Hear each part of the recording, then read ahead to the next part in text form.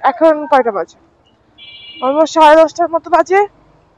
And আমি এর আগে একটা ভিডিও বানিয়েছিলাম যে আমার এলাকায় সব বড় লোকেরা থাকে।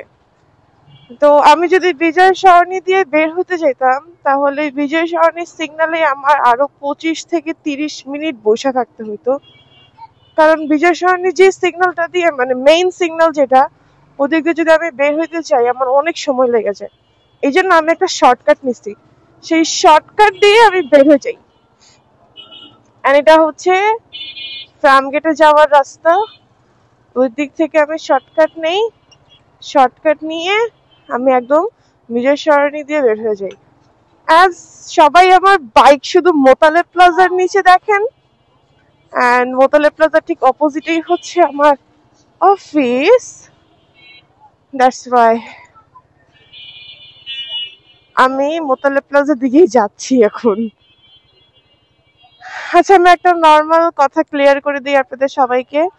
সবাই শুধু আমাকে বলে যে আপনার বাইক অনেক বেশি মোতালেব প্লাজার নিচে দেখা যায়। হ্যাঁ, মোতালেব প্লাজার নিচে দেখা যায়, তার কারণ হচ্ছে আমি মোতালেব প্লাজায় আমার অফিস মোতালেব প্লাজার অপোজিটে, ঠিক আছে? এই জন্য আমার বাইকটা মোতালেব প্লাজায় সবচেয়ে বেশি দেখা যায়।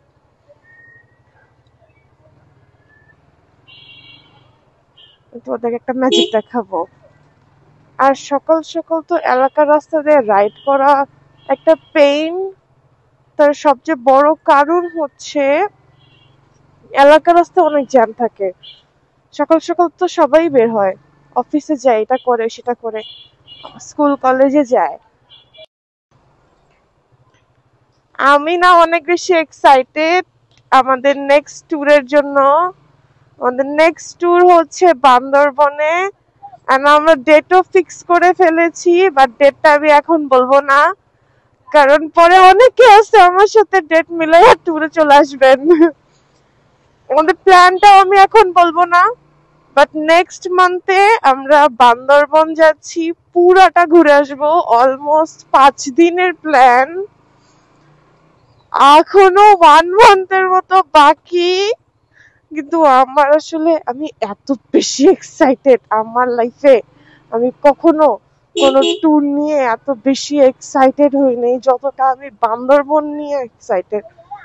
মানে এত এত বেশি এক্সাইটেড আমি, ও মাই গড, আমি আর বুঝাইতে পারবো না আমি কতটা এক্সাইটেড।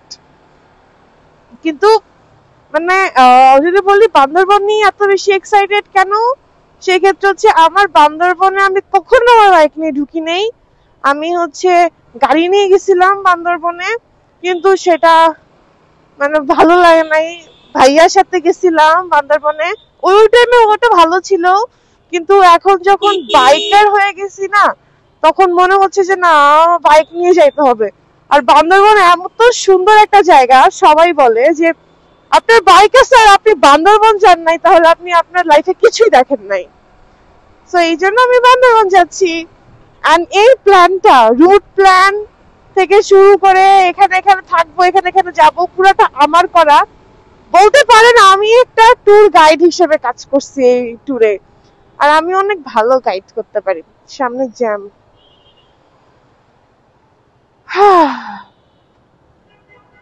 আমার এসব জ্যামই আর ভালো লাগে না।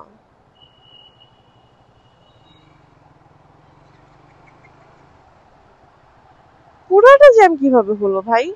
কারণ বাজারে তো এতটা জ্যাম পড়ার কথাই না।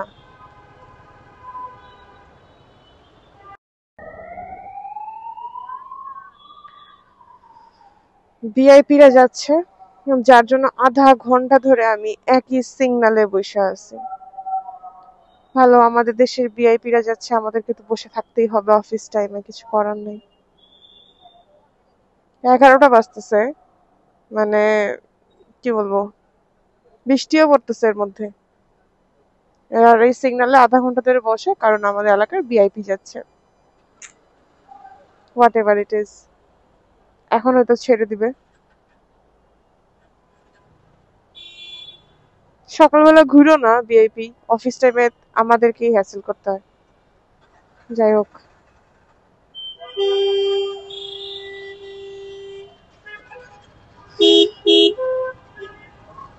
এখন সব সিগন্যাল একসাথে ছাড়ছে। কি কি করে এরা আসলে আমি বুঝে উঠতে পারি না ভাই। এদের এদের মাথার বুদ্ধি, পায়ের বুদ্ধি সব গেছে। এদের মাথায় কোনো বুদ্ধি নাই।